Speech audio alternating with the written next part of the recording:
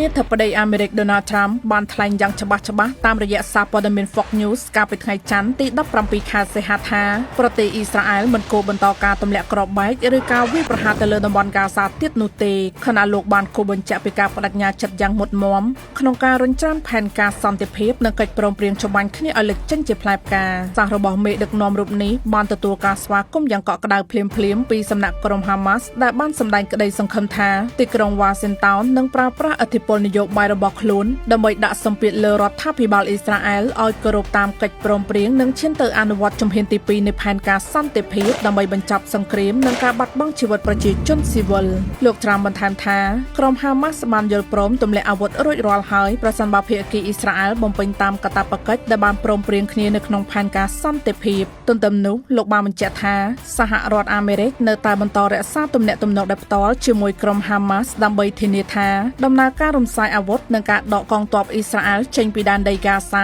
អាចសម្រេចបានដោយជោគជ័យការចេញមុខអំពាវនាវដ៏សំខាន់ពីសំណាក់ប្រធានាធិបតីអាមេរិករូបនេះបានធ្វើឡើងចំពេលដែលស្ថានភាពនៅតំបន់ហ្គាហ្សានៅតែបន្តក្តៅគគុកដោយសារតែការវាយប្រហារតាមអាកាសការបាញ់ផ្លោងនិងការប្រយុទ្ធគ្នាពីភាគីអ៊ីស្រាអែលកើតមានជារៀងរាល់ថ្ងៃសកម្មភាពទាំងនេះបានផ្តាច់យកជីវិតប្រជាជនប៉ាឡេស្ទីនជាបន្តបន្ទាប់និងត្រូវបានគេមើលឃើញថាជាការបំពានលើកិច្ចព្រមព្រៀងបទច្បាញ់គោរំលឹកថាការវាយប្រហារនៅអំពើហិង្សានៅតំបន់ហ្គាហ្សាបានបណ្ដាលឲ្យប្រជាជនប៉ាឡេស្ទីនជាង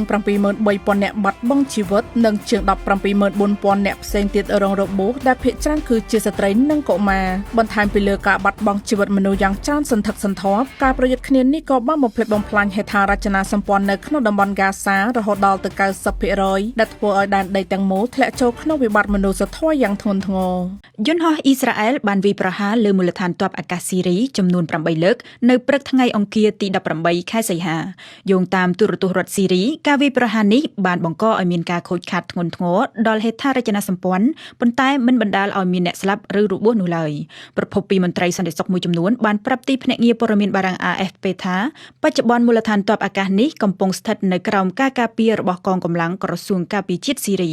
រដ្ឋាភិបាលស៊ីរីមានការមិនពេញចិត្តនិងបានថ្កោលទោសការវាយប្រហាររបស់អ៊ីស្រាអែលយ៉ាងខ្លាំងក្រសួងការបរទេសស៊ីរីបានចាត់ទុកការវាយប្រហាររបស់អ៊ីស្រាអែលថាជាការឈ្លានពានដោយគ្មានហេតុផលស៊ីរីបានអំពាវនាវឲ្យសហគមន៍អន្តរជាតិនិងក្រុមប្រឹក្សាសន្តិសុខអង្គការសហប្រជាជាតិចាត់វិធានការប្រឆាំងនឹងទង្វើរបស់អ៊ីស្រាអែលដែលស៊ីរីចោទប្រកាន់ថាបានរំលោភអធិបតេយ្យភាពរបស់ស៊ីរីជារឿយៗភាគីអ៊ីស្រាអែលឯណោះវិញមិនទាន់ប្រកាសទទួលស្គាល់ឬបដិសេធការវាយប្រហារទៅលើស៊ីរីជាផ្លូវការនៅឡើយនោះទេប៉ុន្តែបេក្ខជនអាមេរិកប្រចាំប្រទេសស៊ីរីលោក Tom Barrack បានបញ្ជាក់ថាពិតជាមានការវាយប្រហាររបស់អ៊ីស្រាអែលមែនហើយលោកបានអំពាវនាវឲ្យគ្រប់ភាគីផ្ដល់អាទិភាពដល់ការដោះស្រាយដោយការប្រើហេតុផលជាជាងបង្កើនការប្រើកម្លាំងយោធាសូមបញ្ជាក់ថាការវាយប្រហាររបស់អ៊ីស្រាអែលទៅលើមូលដ្ឋានទ័ពអាកាសស៊ីរីត្រូវបានគេសន្និដ្ឋានថាអាចជាប់ពាក់ព័ន្ធនឹងការកើនឡើងនៃភាពតានតឹងរវាងអ៊ីស្រាអែលនិងទួរគីដែលជាអ្នកគាំទ្រសំខាន់ៗរបស់រដ្ឋាភិបាលស៊ីរីថ្មីបើតាមការអះអាងរបស់អង្គការឃ្លាំមើលសិទ្ធិមនុស្សស៊ីរីការវាយប្រហារនេះបានកើតឡើងនៅតែប៉ុន្មានថ្ងៃបន្ទាប់ពីគណៈប្រតិភូយោធាទួរគីបានចុះទៅពិនិត្យមូលដ្ឋានទ័ពអាកាសអាប៊ូឌូហួរដែលបានផ្អាកដំណើរការតាំងពីឆ្នាំ2012ដោយសារសង្គ្រាមស៊ីវិលនៅស៊ីរីការចុះពិនិត្យនេះត្រូវបានគេរាយការណ៍ថាជាផ្នែកមួយនៃកិច្ចខិតខំប្រឹងប្រែងដើម្បីជួសជុលនិងបើកមូលដ្ឋានទ័ពអាកាសស៊ីរីនេះឡើងវិញគូជម្រាបជូនថាទំនាក់ទំនងរវាងអ៊ីស្រាអែលនិងទួរគីកាន់តែតានតឹងក្នុងប៉ុន្មានឆ្នាំចុងក្រោយនេះជាពិសេសចាប់តាំងពីសង្គ្រាមនៅហ្គាហ្សាចាប់ផ្ដើមឡើងក្នុងខែតុលាឆ្នាំ2023នៅក្នុងទំនាក់ទំនងរវាងអ៊ីស្រាអែលនិងស៊ីរីវិញភាគីអ៊ីស្រាអែលតែងតែបើកប្រតិបត្តិការយោធានៅក្នុងទឹកដីស៊ីរីនៅតំបន់ខ្ពង់រាបហ្គូឡានចាប់តាំងពីរដ្ឋាភិបាលរបស់លោកបាសាអល់អាសាដដួលរលំនៅខែធ្នូឆ្នាំ2024អ៊ីស្រាអែលប្រកាសចំហររក្សាកងទ័ពរបស់ខ្លួននៅក្នុងតំបន់ភាគខាងត្បូងស៊ីរីប៉ុន្តែរដ្ឋាភិបាលស៊ីរីទាមទារឲ្យអ៊ីស្រាអែលដកកងទ័ពចេញពីទឹកដីស៊ីរីជាបន្ទាន់រុស្ស៊ីចាប់ខាំងក្រេវក្រោតគម្រាមអង់គ្លេសខ្លាំងៗពីផលវិបាកដ៏ធ្ងន់ធ្ងរបន្ទាប់ពីមានការចាប់ផ្សាយរបស់កាសែតនៅក្នុងស្រុកអង់គ្លេសថាដ្រូនដែលផលិតដោយក្រុមហ៊ុនអង់គ្លេសចំនួន2ត្រូវបានអ៊ុយក្រែនយកទៅប្រើដើម្បីវាយប្រហារចូលជ្រៅទៅក្នុងទឹកដីរុស្ស៊ី បើតាមកាសែតអង់គ្លេសឈ្មោះថា Sunday Times អ៊ុយក្រែនបានប្រើដ្រូនរបស់អង់គ្លេសនៅក្នុងប្រតិបត្តិការវាយប្រហារចូលជ្រៅទៅក្នុងទឹកដីរុស្ស៊ីដែលផ្ដោតសំខាន់ទៅលើទីតាំងយោធាហើយនឹងរោងចក្រឧស្សាហកម្មគន្លឹះរបស់រុស្ស៊ីនៅក្នុងនោះមានទីតាំងចម្រាញ់ប្រេងហើយនឹងឃ្លាំងស្តុករបស់ក្រុមហ៊ុនលក់អនឡាញឈ្មោះថា Wilbury ដែលអ៊ុយក្រែនបានចោទថាជាប្រភពផ្គត់ផ្គង់គ្រឿងបរិក្ខារផលិតដ្រូនរបស់កងទ័ពរុស្ស៊ីយោងតាមការចុះផ្សាយរបស់ប្រព័ន្ធផ្សព្វផ្សាយ BBC ការវាយប្រហាររបស់អ៊ុយក្រែនដោយប្រើដ្រូនរបស់អង់គ្លេសនេះបានធ្វើឲ្យរុស្ស៊ីខាតបង់ទឹកប្រាក់ប្រមាណ 35,000 លានផោននៅក្នុងសេចក្តីថ្លែងការណ៍នៅល្ងាចថ្ងៃច័ន្ទទី17សីហាស្ថានទូតរុស្ស៊ីប្រចាំទីក្រុងឡុងបានចោទប្រកាន់រដ្ឋាភិបាលអង់គ្លេសថាបានខົບខិតហើយនឹងចូលដៃវាយប្រហារដោយចេតនាដើម្បីបង្កជម្លោះជាមួយរុស្ស៊ីស្ថានទូតរុស្ស៊ីនៅបានព្រមានថាបើសិនជាអង់គ្លេសនៅតែលូកដៃបន្តជួយគាំទ្រអ៊ុយក្រែនកាន់តែខ្លាំងនោះអង់គ្លេសក៏នឹងប្រឈមផលវិបាកកាន់តែធ្ងន់ធ្ងរខ្លាំងណាស់ដែរក៏ប៉ុន្តែចំពោះនាយករដ្ឋមន្ត្រីថ្មីរបស់អង់គ្លេសវិញអង់គ្លេសគឺគ្មានថ្ងៃចោះញោមទៅនឹងពាក្យគំរាមរបស់រុស្ស៊ីហើយអង់គ្លេសនៅតែបន្តជួយអ៊ុយក្រែនដោយឥតងាករេដើម្បីជួយឲ្យអ៊ុយក្រែននេះឈ្នះសង្គ្រាមឈ្លានពានរបស់រុស្ស៊ីគូរំលឹកដែរថាកាលពីខែមេសាកន្លងទៅក្រសួងការពារជាតិអង់គ្លេសធ្លាប់បានប្រកាសផ្តល់ទៅឲ្យអ៊ុយក្រែននៅដ្រូនប្រមាណ 15,000 គ្រឿងហើយនឹងឧបករណ៍បំបាក់សមត្ថភាពប្រព័ន្ធការពារដែនអាកាសរបស់រុស្ស៊ីព្រមទាំងមីស៊ីលបណ្ដាច់ដ៏ទំនើបចុងក្រោយដែលផលិតដោយការចំណាយតិចបំផុតកន្លងមករុស្ស៊ីនេះធ្លាប់តវ៉ាគំរាមអង់គ្លេសជាញឹកញយបន្ទាប់ពីអង់គ្លេសផ្ដល់គ្រឿងវត្ថុធាតុទៅឲ្យអ៊ុយក្រែនប្រើដើម្បីផលិតដ្រូនក៏ប៉ុន្តែនេះគឺជាលើកទី1ហើយដែលរុស្ស៊ីក្តៅស្លុកត្រជាក់ខ្លាំងពីព្រោះថាដ្រូនរបស់អង់គ្លេសផ្ទាល់ត្រូវបានអ៊ុយក្រែនយកទៅបាញ់បំផ្លាញហេដ្ឋារចនាសម្ព័ន្ធសេដ្ឋកិច្ចហើយនឹងសម្លាប់មនុស្សច្រើនអ្នកនៅក្នុងតំបន់មូស្គូបើតាមអភិបាលក្រុងមូស្គូអ៊ុយក្រែនបានបាញ់ដ្រូនដល់ប្រសាទប្រមាណ600គ្រឿងសម្ដៅទីក្រុងមូស្គូហើយនឹងតំបន់ជុំវិញកាលពីចុងសប្តាហ៍មុនមានដ្រូនប្រមាណ180គ្រឿងប៉ុណ្ណោះដែលរុស្ស៊ីអាចបាញ់ស្ទាក់បានចំណែកសល់ពីនោះបានផ្ទុះធ្លាក់បំផ្លាញអគារហើយនឹងសម្លាប់មនុស្សយ៉ាងតិចណាស់7នាក់ក្រវ៉ាត់ព្រំដែនដែលក្នុងនោះ20ខែនេះគឺការសាងសង់ផ្លូវក្រវ៉ាត់ព្រំដែនសម្រាប់បានប្រវែង264គីឡូម៉ែត្រស្មើនឹងប្រមាណ 98.87%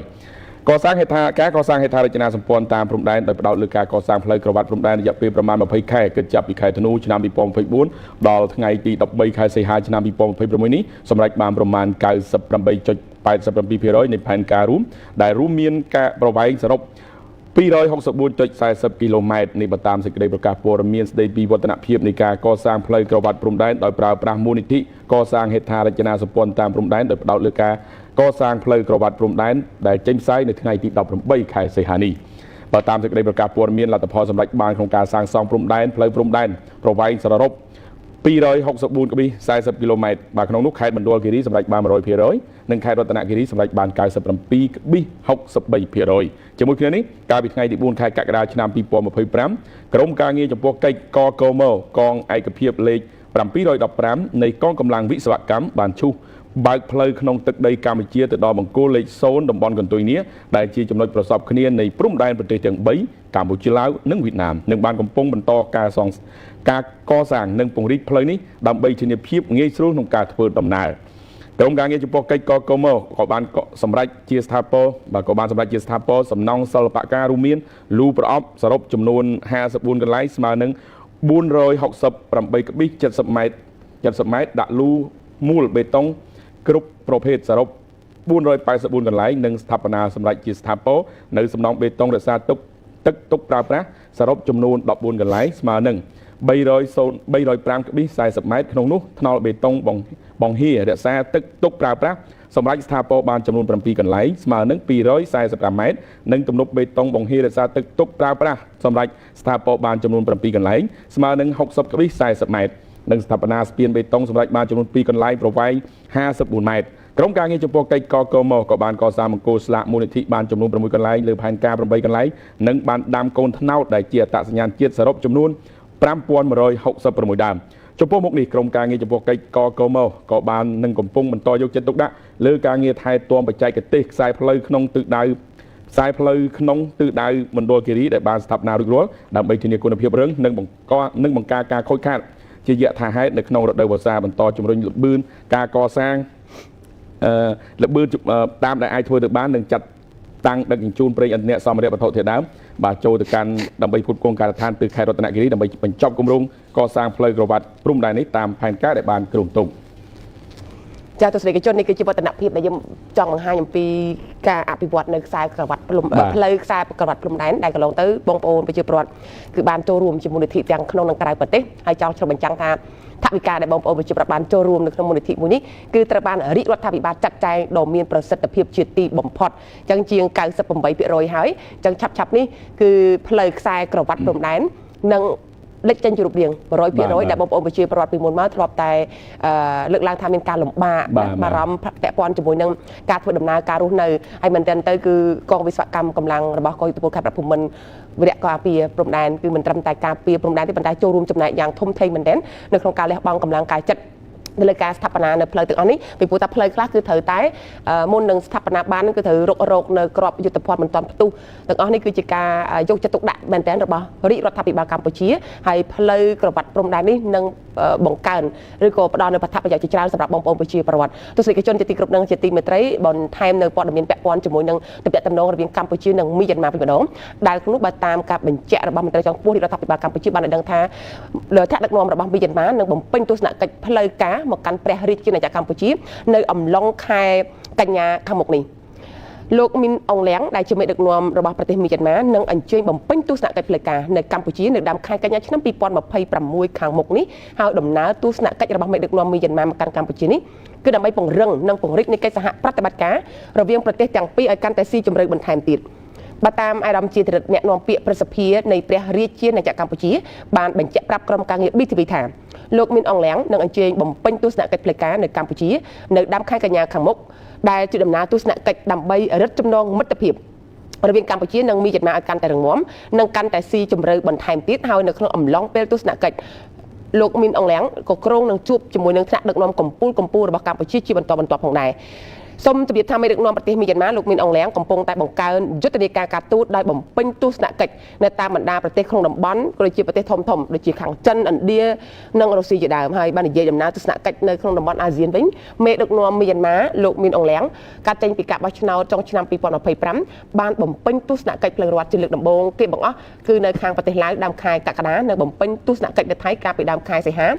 ហើយនឹងបន្តបំពេញទស្សនកិច្ចមកកាន់កម្ពុជានៅដើមខែកញ្ញាខាងមុខនេះនេះគឺជាការជូនដំណឹងជំវិញទៅនឹងទំនាក់ទំនងរបស់មីយ៉ាន់ម៉ាជាមួយនឹងកម្ពុជាក៏ដូចជាបណ្ដាប្រទេសនៅក្នុងតំបន់អាស៊ាននិងបណ្ដាប្រទេសធំៗនៅលើសកលលោកដូចជានៅខាងចិនឥណ្ឌានិងរុស្ស៊ីហើយសម្រាប់វឌ្ឍនភាពនៃការបំពេញទស្សនកិច្ចផ្លូវការរបស់លោកមីនអងលៀងនៅកម្ពុជាយ៉ាងណានោះ BTV នឹងធ្វើបច្ចុប្បន្នភាពជូនលោកអ្នកជាបន្តបន្ទាប់បាទឥឡូវយើងក៏លេខមកចាប់អារម្មណ៍ពាក់ព័ន្ធនឹងរឿងរ៉ាវមួយចំនួនទៀតបាទក្នុងនោះគឺសន្តិភាពការផ្សះផ្សាបង្រួមរំជាតិតាមនយោបាយឈ្នះឈ្នះនៅតែជាស្នូលនៃការដឹកនាំរបស់រាជរដ្ឋាភិបាលកម្ពុជាយើងអ្នកនាំពាក្យរាជរដ្ឋាភិបាលអាដាមប៉ែនម៉ូណាបានថ្លែងបញ្ជាក់តាមរយៈសន្និសីទសារព័ត៌មានថ្ងៃទី18ខែសីហាឆ្នាំ2026ថាសន្តិភាពការផ្សះផ្សាបង្រួមរំជាតិតាមរយៈនយោបាយឈ្នះឈ្នះនៅតែជាស្នូលនៃការដឹកនាំរបស់រាជរដ្ឋាភិបាលដឹកនាំដោយគណៈបកប្រជាជនកម្ពុជាអាដាមប៉ែនម៉ូណាបានថ្លែងថារយៈពេលជិត3ទសវត្សរ៍ចុងក្រោយនេះកម្ពុជាបានស្គាល់ការអភិវឌ្ឍយ៉ាងលឿនរហ័សដោយសារនយោបាយឈ្នះឈ្នះរបស់សម្ដេចតេជោដែលនាំមកនូវសន្តិភាពពេញលេញការផ្សះផ្សាបង្រួមរួមជាតិនិងការឯកភាពទឹកដីទាំងស្រុងដែលមិនធ្លាប់មាននៅក្នុងប្រវត្តិសាស្ត្រជាង500ឆ្នាំចុងក្រោយអាដាមបានបញ្ជាក់ថាខ្មែរគ្រប់និន្នាការដែលធ្លាប់តែច្បាំងគ្នាក៏បានងាកមករួមរស់ជាមួយគ្នាក្រោមដំបូលរដ្ឋធម្មនុញ្ញតែមួយនិងក្រោមលុបដ៏ត្រជាក់នៃអង្គព្រះមហាក្សត្រនៃព្រះរាជាណាចក្រកម្ពុជាតែមួយនេះគឺជារបបប្រវត្តិសាស្ត្រថ្មីដ៏សំខាន់សម្រាប់ប្រទេសកម្ពុជាត្រូវបានចាត់ទុកថាមានសារៈសំខាន់សម្រាប់កម្ពុជានិងប្រជាពលរដ្ឋខ្មែរតែប៉ុណ្ណោះទេប៉ុន្តែថ្នាក់ដឹកនាំកម្ពុជាបានចាត់ទុកសន្តិភាពគឺជាមូលដ្ឋានគ្រឹះមិនអាចខ្វះបានសម្រាប់ស្ថិរភាពក្នុងតំបន់និងក្នុងពិភពលោករយៈពេលជិត3ទសវត្សរ៍ចុងក្រោយនេះថ្នាក់ដឹកនាំកម្ពុជាជាពិសេសសម្ដេចតេជោហ៊ុនសែននិងសម្ដេចទឹកប្តីហ៊ុនម៉ាណែតតែងតែចែករំលែកអំពីទស្សនៈទានសន្តិភាពតាមរយៈនយោបាយឈ្នះឈ្នះដល់ពិភពលោកនៅស្ទើរតែគ្រប់វេទិកាអន្តរជាតិសន្តិភាពបានក្លាយជាអត្តសញ្ញាណរបស់កម្ពុជាក្នុងយុគសម័យទំនើបដោយមិនអាចប្រកែកបានឡើយជាក់ស្ដែងនៅពេលដែលកម្ពុជាទទួលរងការវាយប្រហារប្រដាប់អាវុធដោយបំពានមកលើដែនអធិបតេយ្យភាពរបស់ខ្លួនពីសំណាក់កងទ័ពថៃស្មារតីសន្តិភាពបានផុសត្រដែតឡើងពីថ្នាក់ដឹកនាំកម្ពុជាក៏ដូចជាប្រជាពលរដ្ឋខ្មែរនៅគ្រប់ទិសទីពាក្យថាកម្ពុជាត្រូវការសន្តិភាពCambodia need peace បានលាន់ឮនៅគ្រប់ ទិសទីនឹងបានទាក់ទាញចំណាប់អារម្មណ៍របស់មេដឹកនាំពិភពលោកឲ្យចោលកសែភ្នែកកលេចមើលប្រទេសដ៏តូចមួយនេះដែលកំពុងតែឈរការពារបបហេតុសន្តិភាពយ៉ាងសកម្មឃ្លាវខ្លាជាលទ្ធផលកិច្ចព្រមព្រៀងជប់បាញ់ថ្ងៃ28ខែកក្កដាឆ្នាំ2025សេចក្តីថ្លែងការណ៍រួមស្តីពីកិច្ចព្រមព្រៀងសន្តិភាពទីក្រុងកូឡាឡាំពូថ្ងៃ26ខែតុលាឆ្នាំ2025និងសេចក្តីប្រកាសរួមថ្ងៃ27ធ្នូ2025ដែលផ្ដល់កំណើតដល់បទជប់បាញ់ជាលើកទី2សុទ្ធសឹងតែជាផ្លែផ្កានៃកិច្ចខិតខំប្រឹងប្រែងក្នុងស្មារតីស្រឡាញ់និងការពារសន្តិភាពនិងភាពសុខសាន្តរបស់ប្រជាពលរដ្ឋពីសំណាក់ថ្នាក់ដឹកនាំកម្ពុជាក្រោមការជួយជ្រោមជ្រែងពីសហគមន៍អន្តរជាតិជាពិសេសសហរដ្ឋអាមេរិកសាធារណរដ្ឋប្រជាមានិតចិននិងម៉ាឡេស៊ីក្នុងនាមប្រធានបដូវវេនអាស៊ានបើតាមអាដាមប៉ែនបូណាក្នុងគ្រប់កលៈទេសៈជាពិសេសកលៈទេសៈដែលប្រទេសជាតិកំពុងជួបការលំបាកស្មារតីសន្តិភាពនិងការផ្សះផ្សាបង្រួបបង្រួមជាតិក្រោមអភិក្រមនៃនយោបាយឈ្នះឈ្នះក៏បានបង្ហាញយ៉ាងច្បាស់ចេញពីទឹកចិត្តរបស់ថ្នាក់ដឹកនាំកម្ពុជាគឺសម្ដេចតេជោហ៊ុនសែនប្រធានព្រឹទ្ធសភានិងសម្ដេចអធិបតីហ៊ុនម៉ាណែតនាយករដ្ឋមន្ត្រីនៃព្រះរាជាណាចក្រកម្ពុជាដើម្បីការពារអធិបតេយ្យភាពបូរណភាពទឹកដីនិងប្រជាជនដែលត្រូវបានចាត់ទុកជាអត្ថប្រយោជន៍ខ្ពស់បំផុតរបស់រាជរដ្ឋាភិបាលទស្សនិកជនជាទីគោរពនិងជាទីមេត្រីយើងបន្តទៅព័ត៌មានពាក់ព័ន្ធទៅនឹងការបំពេញកាតព្វកិច្ចយោធាដែលយើងដឹងហើយថាបទបញ្ញត្តិច្បាប់បានចូលជាធរមានទន្ទឹមជាមួយក៏មានអនុក្រឹត្យដើម្បីអនុវត្តដែលផ្ដោតទៅលើការធ្វើជំរឿនត្រៀមមុននឹងចាប់ផ្ដើមអនុវត្តនៅកាតព្វកិច្ចយោធាបើតាមមន្ត្រីជាន់ខ្ពស់របស់ក្រសួងការពារជាតិនៃព្រះរាជាណាចក្រកម្ពុជាបានបញ្ជាក់ឲ្យថាចាប់ពីអំឡុងខែតុលារហូតដល់ខែធ្នូទៅតាមអនុក្រឹត្យគឺបានបញ្ជាក់ថាត្រូវមានការធ្វើជំរឿនគឺផ្ដោតទៅលើធ្វើរបាយការណ៍បច្ចុប្បន្នភាពស្ថិតិចាប់ពីអាយុ17ឆ្នាំដល់25ឆ្នាំនៅតាមបណ្ដាមូលដ្ឋានហើយបណ្ដានេះគឺបទបញ្ញត្តិទាំងនោះគឺត្រូវបានចាប់ផ្ដើមអនុវត្តជាបន្តបន្ទាប់សម្រាប់កិច្ចការងារដែលក្រសួងការពារជាតិបញ្ជាក់មកគឺថាគណៈកម្មការរៀបចំគឺត្រូវបំពេញកិច្ចការងាររៀបចំទៅលើកិច្ចការបំពេញកាតព្វកិច្ចយោធារៀបចំនីតិវិធីនិងបែបបទមួយចំនួនដោយធ្វើជាបញ្ជីជំរឿនកាតព្វកិច្ចយោធាចាប់ពីអាយុ17ឆ្នាំដល់25ឆ្នាំដែលនឹងរៀបចំឡើងចាប់ពីដើមខែតុលារហូតដល់ដំណាច់ខែធ្នូជារៀងរាល់ឆ្នាំនៅដើមស្ដីមានសវនដែលជាអគ្គនាយកដ្ឋានយុទ្ធសេវាក្រសួងការពារជាតិបានបញ្ជាក់ថាបន្ទាប់ពីរាជរដ្ឋាភិបាលបានចេញអនុក្រឹត្យស្ដីពីការអនុវត្តច្បាប់ស្ដីពីកាតព្វកិច្ចយោធាគណៈកម្មការរៀបចំគឺចាប់ផ្ដើមរៀបចំនីតិវិធីជាច្រើនដូចជារៀបចំបញ្ជីជំរឿនកាតព្វកិច្ចយោធាឯកសារដើម្បីដាក់សុំឲ្យមានការពន្យាពេលកាតព្វកិច្ចពាក្យសុំអនុញ្ញាតឲ្យបានរួចផុតពីការបំពេញកាតព្វកិច្ចបានជាប់ក្នុងបញ្ជីកាតព្វកិច្ចយោធាមានដូចជាលិខិតអនុញ្ញាតឲ្យមានការពន្យាកាតព្វកិច្ចយោធាលិខិតអនុញ្ញាតឲ្យរួចផុតកាតព្វកិច្ចយោធានិងបានពិនិត្យកាយសម្បទាសុខភាពកាតព្វកិច្ចយោធាសេចក្តីសម្រេចអញ្ជើញចូលបំពេញកាតព្វកិច្ចយោធាក៏ដូចជាលិខិតបញ្ជាក់យោធិនបញ្ចប់កាតព្វកិច្ចយោធាជាដើមបន្ទាប់ពីរាជរដ្ឋាភិបាលចេញអនុក្រឹត្យហើយគឺគណៈកម្មការរៀបចំហ្នឹងគឺកំពុងតែរៀបចំនីតិវិធីជាច្រើនដូចជារៀបចំបញ្ជីជំរឿនកាតព្វកិច្ចតាមគ្រូឯកសារដើម្បីដាក់ឲ្យគេសុំពញ្ញាពេលពីកាតព្វកិច្ចពាក្យសុំអនុញ្ញាតឲ្យរួចផុតពីជាប់កាតព្វកិច្ចបានជាប់ក្នុងបញ្ជីកាតព្វកិច្ចយោធាលិខិតអនុញ្ញាតឲ្យពញ្ញាពេលកាតព្វកិច្ចជាលិខិតអនុញ្ញាតឲ្យរួចផុតពីកាតព្វកិច្ចយោធាបានពិនិត្យកាយសម្បទានិងសុខភាពកាតព្វកិច្ចយោធាសេចក្តីសម្រេចអញ្ជើញចូលបំពេញកាតព្វកិច្ចយោធាលិខិតបញ្ជាក់យោធិនបញ្ចប់កាតព្វកិច្ចយោធានេះគឺសុទ្ធសឹងតែជាឯកសារដែលបំពេញសម្រាប់ធ្វើការជំរឿនក្នុងការអនុវត្តច្បាប់កាតព្វកិច្ចយោធាហើយក៏យើងធ្វើតាមកម្មវិធីការងារខ្លឹមសារពេលវេលានៃការអនុវត្តកាតព្វកិច្ចយោធាយើងចាប់តាំងពីខែមិថុនាដល់ខែវិច្ឆិកាឆ្នាំ2026នឹងជួយនៅក្នុងអនុក្រឹត្យបានចែងថាបញ្ជីជំរឿនកាតព្វកិច្ចយោធាត្រូវប្រព្រឹត្តទៅពីដើមខែតុលារហូតដល់ដំណាច់ខែធ្នូជារៀងរាល់ឆ្នាំអញ្ចឹងការជំរឿនឆ្នាំនេះជាជំរឿនលើកដំបូងអញ្ចឹងយើងត្រូវធ្វើលំអិតដើម្បីឆ្នាំក្រោយទៀតយើងវាមានលក្ខណៈងាយស្រួលព្រោះជំរឿនដំបូងថតក្នុងការបំពេញកាតព្វកិច្ចយោធារបស់យើងដែលចាប់ផ្ដើមអនុវត្តនោះគឺជាលើកដំបូងថតទៅអញ្ចឹងបានយើងមានការជំរឿនពីអាយុ17ឆ្នាំទៅអាយុ25ឆ្នាំហ្នឹងអញ្ចឹងវាមានបែបបទនីតិវិធីជាច្រើនដែលយើងត្រូវធ្វើដូចខ្ញុំបានលើកឡើងមិញហ្នឹងណាខេងមេលីប្រធានសមាគមលើកស្ទួយកសិករបានបញ្ជាក់ថាបន្ទាប់ពីច្បាប់កាតព្វកិច្ចយោធាបានចេញជាធរមានមើលឃើញថាយុវជនមានឆន្ទៈក្នុងការចូលបំពេញកាតព្វកិច្ចនេះខណៈដែលរាជរដ្ឋាភិបាលក៏បានផ្ដល់ជូនពួកគាត់វិញនូវអត្ថប្រយោជន៍ជាច្រើនបាទការពិតណាស់ខ្ញុំជឿថាបន្ទាប់ពីច្បាប់នេះបានចេញជាធរមានកន្លងមកហើយយុវជន កម្ពុជាយើងនិងប្រជាជនកម្ពុជាយើងទាំងអស់អបអរសាទរនិងទន្ទឹងរង់ចាំមើលអនុក្រឹត្យដែលរាជរដ្ឋាភិបាលទើបចេញកាលពីថ្ងៃទី12កន្លងមកនេះខ្ញុំសង្កេតឃើញថាអនុក្រឹត្យនេះគឺបានចែងច្បាស់អំពីគោលការណ៍របៀបរបបនៃការចូលឈ្មោះជាយោធិនក្នុងបរិការយោធារបស់យើងនេះទាំងអនុក្រឹត្យនេះទៀតសោតក៏ផ្ដល់នៅអត្ថប្រយោជន៍រឹតតែទូលំទូលាយបន្ទាប់ពីច្បាប់បានចេញមកនឹងដូចជាការបានចែងទៅលើការឧបត្ថម្ភជាប្រាក់ជាថវិកាប្រចាំខែរបបអាហាររបបអង្គ